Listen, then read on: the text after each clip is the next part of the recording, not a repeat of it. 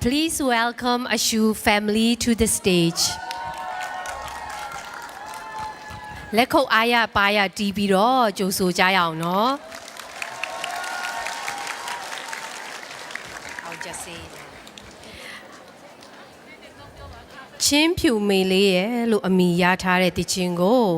Reverend Salai Zortunlin မှာ2009ခုနှစ်